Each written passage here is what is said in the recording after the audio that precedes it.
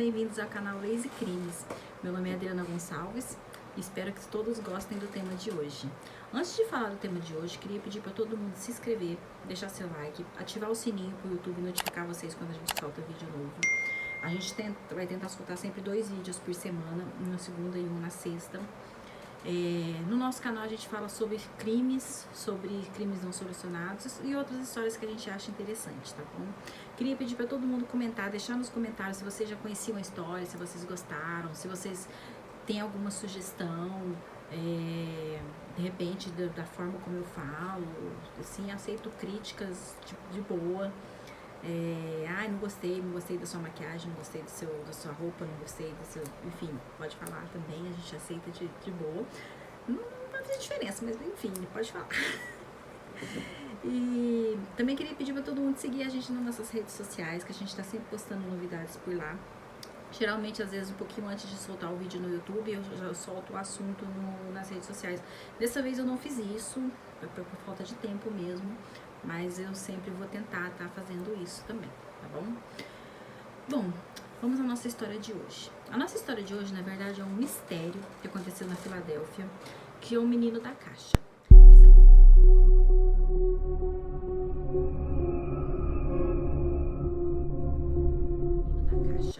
Isso aconteceu em 25 de 2 de 1957, quando um caçador de ratos silvestres, que se chamava John Stockiak, ele foi num determinado lugar na floresta, que se chama Floresta de Susquehanna, que fica em Fox Chase, na Filadélfia, e ele montava armadilhas para pegar esses ratos silvestres, ratos selvagens, não sei bem como que se chama, uns ratinhos lá, não me pergunte que a pessoa caça rato, mas tudo bem. E ele usava... Então ele ia sempre ver como é que estavam essas armadilhas, se tinha pegado algum rato, se não tinha, então ele ia sempre andar no meio da floresta para ver como é que estava ali a situação das armadilhas que ele tinha feito. E numa dessas entradas ele encontrou uma caixa grande, uma caixa bem grandona mesmo assim, que na verdade é uma caixa de berço, tá, gente? E ele olhou essa caixa, a princípio ele achou que era uma boneca que tinha dentro da caixa, depois ele olhou direito e ele viu que era uma criança. Ele ficou muito assustado, ele simplesmente foi embora e deixou lá. Ele não chamou a polícia porque ele ficou com medo da polícia apreender também as armadilhas que ele tinha colocado lá para os ratos, né? E simplesmente foi embora. Pouco tempo depois, um estudante chamado Frank Gunton, ele estava passando pelo local e ele viu um coelho. E ele sabia que aquele local ali era cheio de armadilhas para ratos, então ele ficou preocupado do coelho cair numa armadilha dessa e foi atrás do coelho para ver como que o coelho estava. Indo atrás também, entrando no meio do mato, ele também encontrou a mesma caixa com uma criança que estava nua, enrolada num cobertor xadrez, com os cabelos recém-cortados, e dava para ver que ela tinha sido lavada, que ela tinha tomado banho. E a princípio ele hesitou um pouco em chamar a polícia, porque ele também ficou com medo de ser acusado do crime, de ser, enfim, né? Mas ele demorou 24 horas. Quando ele ficou sabendo do desaparecimento de uma outra criança que se chamava Mary Jane Bunker, ele pensou, bom, vou contar para a polícia, que pode ter relação com esse desaparecimento. Foi quando ele foi contar para a polícia, quase 24 horas depois. A polícia chegou no local, abriu a caixa, realmente era uma caixa de berço. Tinha uma criança lá dentro, uma criança que deveria ter por volta entre seus 4 e 7 anos, eles calculam, que pesava apenas 14 quilos, que é muito pouco para a idade dessa idade, tá? É uma criança muito magra, tão magra que via os ossos da costela dela, assim. E eles viram que a criança tinha o cabelo cortado, tinha o cabelo recém-cortado, tava com as mãos, sabe quando fica muito na água, que fica enrugadinho? Tava com as mãos enrugadinhas. E estava morta, e provavelmente o motivo da morte teria sido o traumatismo craniano, tá? Eles pegaram essa criança e não conseguiram nenhuma identificação. A primeira coisa que eles fizeram foi tentar buscar o número de série da caixa, onde tinha sido comprada aquela caixa. Eles chegaram até o fabricante da caixa de berços, que fabricava o tal do berço, só que assim, naquele mesmo período, 12 pessoas haviam comprado daqueles berços e teriam daquelas caixas em casa. E essas 12 pessoas pagavam com dinheiro, porque naquela época, a gente está falando da década de 50, naquela época ninguém comprava com cartão, era tudo no dinheiro mesmo. Então não tinha muito como você rastrear de onde tinha vindo aquela caixa em si, né? Se tivesse como rastrear. E de toda forma, essas pessoas que compraram essa caixa foram entrevistadas, algumas compareceram espontaneamente com medo de ser acusadas, né? Eles falando, minha caixa tá lá em casa, outra joguei fora, enfim. E no caso, acho que 8 pessoas apareceram e ficaram apenas algumas em dúvida, né? 4 em dúvida, que poderiam ser uma das pessoas que compraram a caixa. O que a polícia pensava? Se a gente achar quem comprou a caixa, talvez a gente ache quem fez isso com a criança. A ideia principal deles era essa. Aí eles colheram as impressões digitais da criança, que não chegou a lugar nenhum, porque não tinha. É como se aquela criança não existisse, nunca tivesse sido registrada, nunca tivesse. Porque lá parece que quando a criança nasce, eles já colhem as digitais, né? Pelo menos naquela época parece que era assim. E não tinha nenhum banco de dados as digitais daquela criança. E então começaram a fazer panfletos com fotos da criança, mesmo da criança como ela foi encontrada, com os machucados. A criança, ela tinha traumatismo no crânio, ela tinha marcas nos olhos que evidenciavam que ela fazia algum tratamento crônico. Ela também tinha algumas cicatrizes de cirurgia no tornozelo e nas pernas. Então era uma coisa que chamava atenção, mas que não conseguiu identificar mesmo assim. Foram distribuídos então panfletos com as fotos dessa criança, então, com a foto dela como ela foi encontrada, né, na verdade, né, dela morta. Foram distribuídos cerca de 400 mil panfletos. A polícia também fez fotos pós-mortem, né, que naquela época acho que ainda faziam isso. Eles vestiram a criança com uma roupa, vários tipos de roupa de criança, tiraram fotos e fizeram panfletos com essas fotos também. Meio bizarro, né, no mínimo, né, bizarro. No local onde foi encontrada a caixa, não tinha muitas pistas. Tinha algumas roupas de criança, um cachecol, uma fralda, e tinha um chapéu azul específico, que tinha sido feito especificamente numa determinada loja. Eles foram até essa loja, a moça não lembrava quem tinha comprado o chapéu, ela se lembrava de ter feito o chapéu tinha até tipo um cinto atrás, um negócio de cinto atrás, era tipo uma boina, na verdade, né? Mas ela não se lembrava, também foi pago a dinheiro, então não tinha como ela reconhecer de onde tinha vindo aquele chapéu. Ela sabia que o chapéu era da loja dela, que ela tinha feito o chapéu, mas ela não tinha como identificar quem tinha comprado aquele chapéu. Em 2016, pelo Centro Nacional de Crianças Desaparecidas e Exploradas, foi feita uma recuperação, uma reconstrução facial digital dessa criança. Ela tá passando a foto aí de como essa criança seria se ela fosse viva, tá?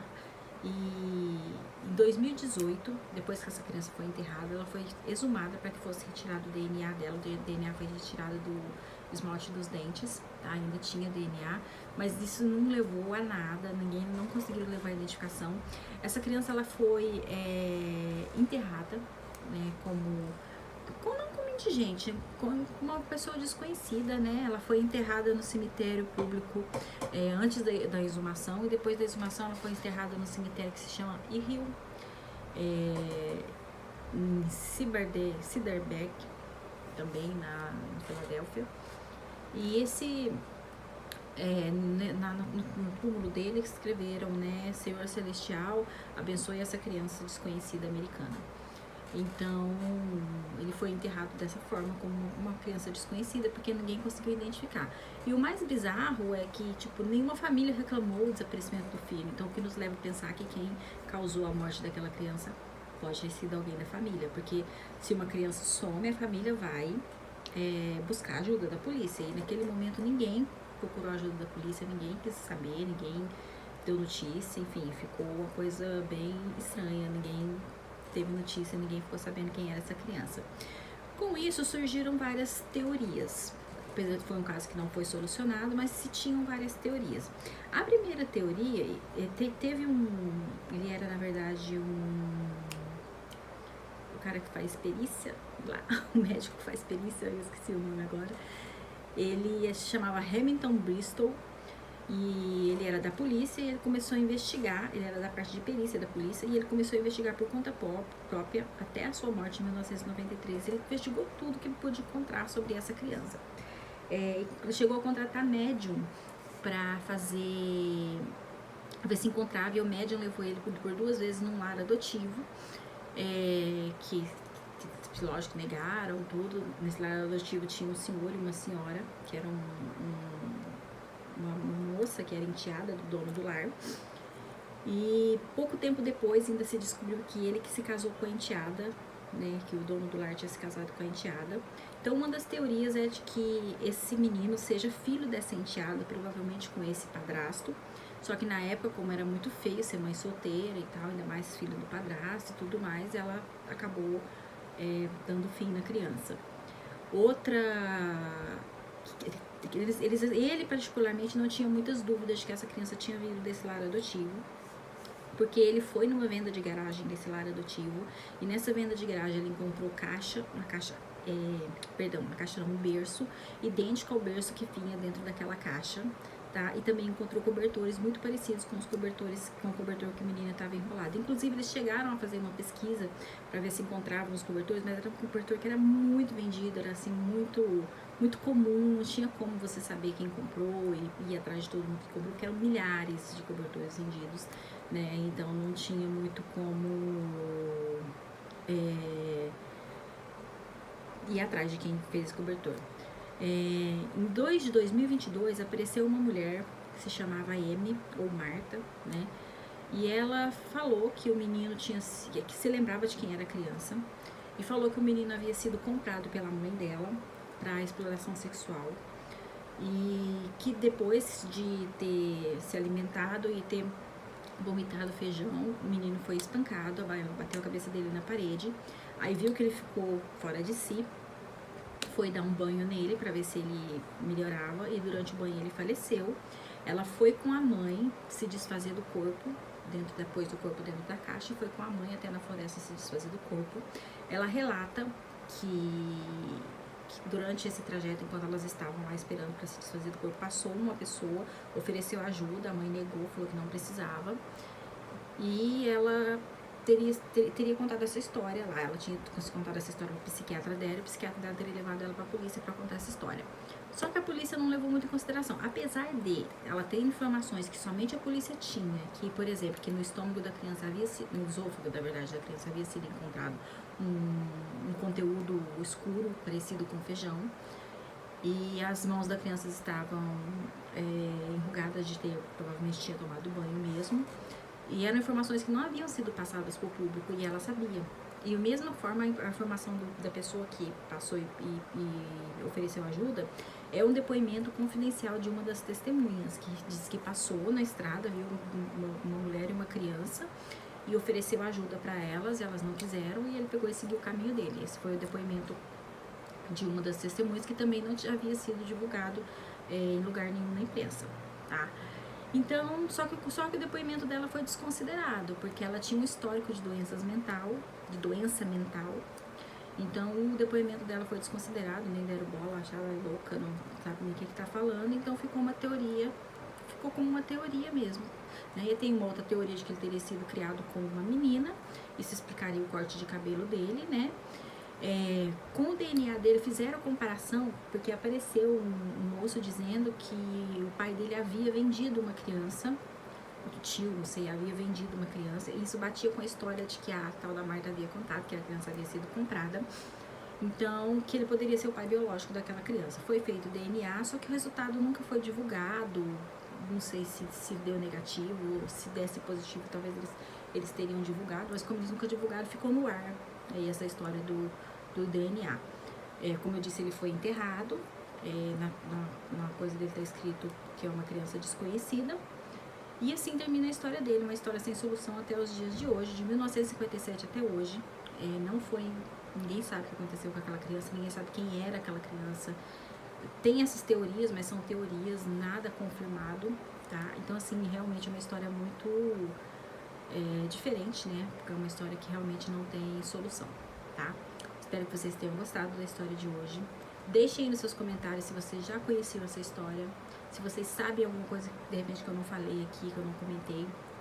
E obrigada a todo mundo. Até o próximo vídeo.